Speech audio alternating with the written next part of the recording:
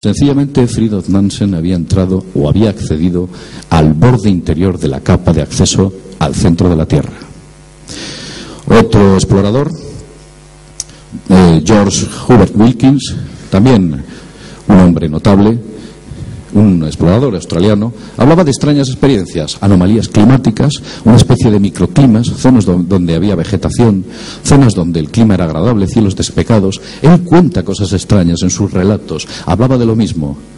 También un explorador bastante respetable. No todos eran respetables, no sé si lo sabréis, pero los noruegos, a través de Amundsen, falsificaron todos los mapas de la Antártida para anexionarse sus territorios.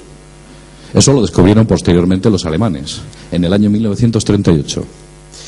Y ahora vamos a hablar del más famoso de todos, Richard Byrd. ¿Quién no ha oído hablar de Byrd? Seguramente muchos de aquí lo hayáis oído hablar de él.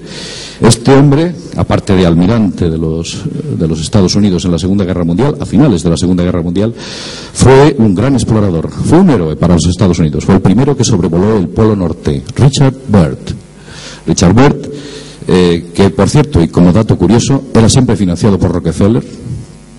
$400.000 del año 1920 le dio a Byrd para entre él y Elsenford, que son primos. Rockefeller y Elsenford es como decir Elsenford y es igual. Este hombre, Richard Byrd, en el año 1938 acudió a una extraña reunión, una reunión que se produjo en Alemania, en la Alemania nazi, en el comienzo del surgimiento de la Alemania nazi. Él y otras 38 personas, entre las que estaba el explorador alemán Alfred Richards, quien en diciembre de 1938 accedió al polo con un barco, el Neutraveland, y con un avión, un hidroavión, con el cual cartografió 600.000 kilómetros cuadrados de territorio antártico. Se filtró y demostró que las fotografías noruegas todas eran absolutamente falsas. Pero cuando Richard volvió, le comentó a Byrd que allí había encontrado enormes zonas libres de hielo. Había vegetación. Todos cuentan lo mismo. Buen clima, buena temperatura. ¿Dónde está ese pequeño Edén dentro de los polos?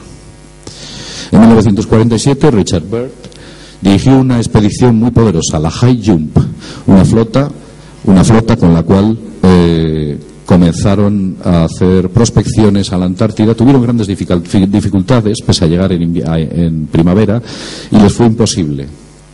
Pero bueno, digamos que este tipo de cuestiones eran baladís al hablar de que el propio Byrd dijo, y él aseguró, que poco antes de morir, que le gustaría volver a ver nuevamente aquella tierra que se extendía más allá del polo. ¿Qué hay más allá del polo? Nada. Estaba hablando sencillamente del acceso al mundo interior. Esto es una aurora boreal. Vamos a dejar a los exploradores y vamos a hablar un poquito de ciencia. Esto es una aurora boreal, las llamadas Northern Light, las luces del norte. Durante muchos años estas luces han sido un misterio.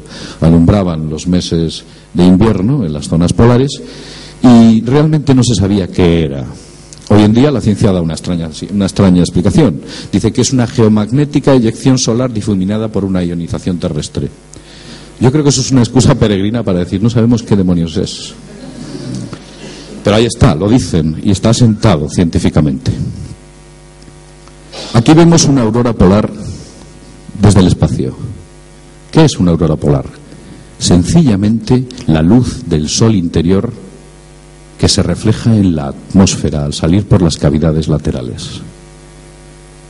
La luz corresponde a la reflexión atmosférica de la luz que proviene del interior de la Tierra y que pasa a través de sus cavidades. Ese es el secreto de las luces del norte, de las auroras boreales.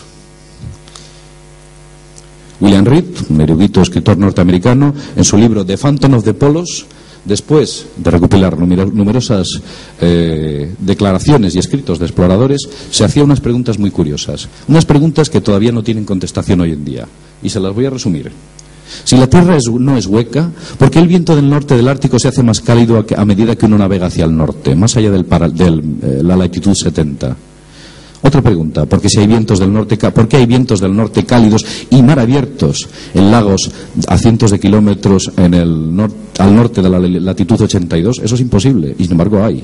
¿Por qué hay vientos que transportan polvo allí donde supuestamente no hay tierra? Y estamos hablando de zonas polares.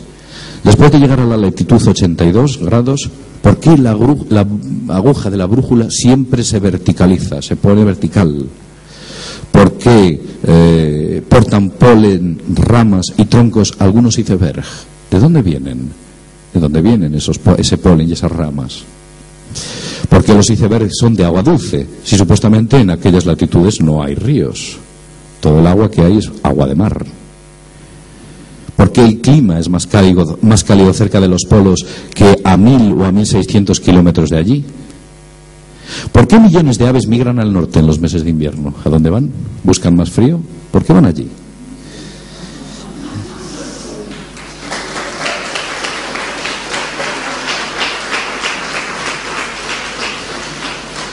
Hoy en día hay bases estacionadas en los polos. Más cerca de la abertura de la polar está la base de Amundsen Scott.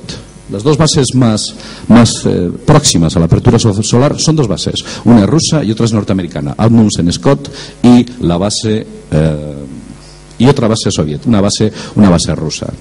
En la base norteamericana, que está al lado de la apertura de la Tierra, está dirigida por este tipo. Este hombrecito sonriente es el mayor conspirador que existe, el mayor fraude científico que existe en la humanidad. Este se llama Michael C. Malin, que habría que llamarle Malón más que Malin, por lo siniestro que es el tipo. No sé si conocéis a Richard Hoagland.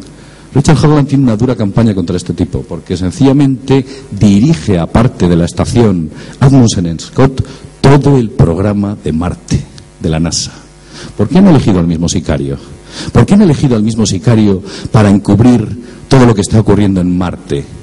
Su topografía, fotos extrañas en las que aparecen objetos imposibles, fotos de ovnis, incluso las imágenes que aparecen de Marte están absolutamente coloreadas. Nos intentan dar una imagen de Marte de color rojo. Marte no es rojo, tiene cielos azules. Y en Marte hay otro tipo de clima al que este hombre dice: Este tipo es el máximo